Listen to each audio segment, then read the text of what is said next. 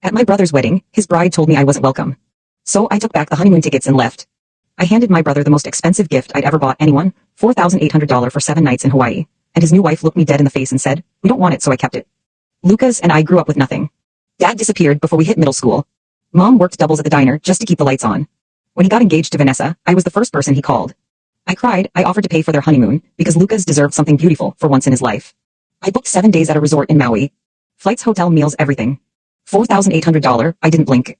The night before the wedding, Vanessa knocked on my apartment door unannounced. She didn't even step inside, just stood in the doorway with her arms crossed like she was already bored of me. "Lucas feels too guilty to say this himself," she said. "But we don't need your money. It's weird you're always around, always calling, always inserting yourself into our relationship. This is our life, not yours." I stood there frozen. "I'm just trying to do something nice for my brother." "It reads as desperate," she said flatly. "We'll handle our own honeymoon," then she left. I sat with those tickets in my hands for an hour. Months of saving, and she called it desperate. The next day, I smiled through the whole ceremony. I gave a toast, I hugged Lucas and meant every word. But at the reception, I walked past the bar and heard Vanessa laughing with her bridesmaids. 7 days all-inclusive in Maui, she said. His sister paid for everything. "We fly out tomorrow morning." The room tilted beneath me. She told me no. She stood in my doorway and said no.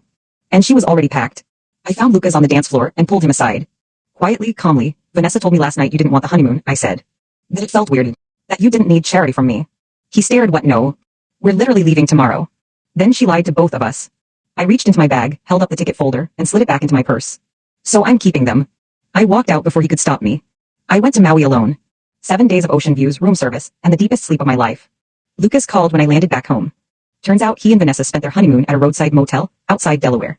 She'd been furious with him for weeks, but she couldn't explain why without confessing what she'd done to his face. He apologized. I told him I loved him and I forgave him, because he's my brother, and none of it was his fault. But Vanessa, she still won't make eye contact with me at family dinners. And every time I see her shift in her seat, I think about those 7 days on that beach. The water, the quiet, the absolute peace of knowing I owed her absolutely nothing.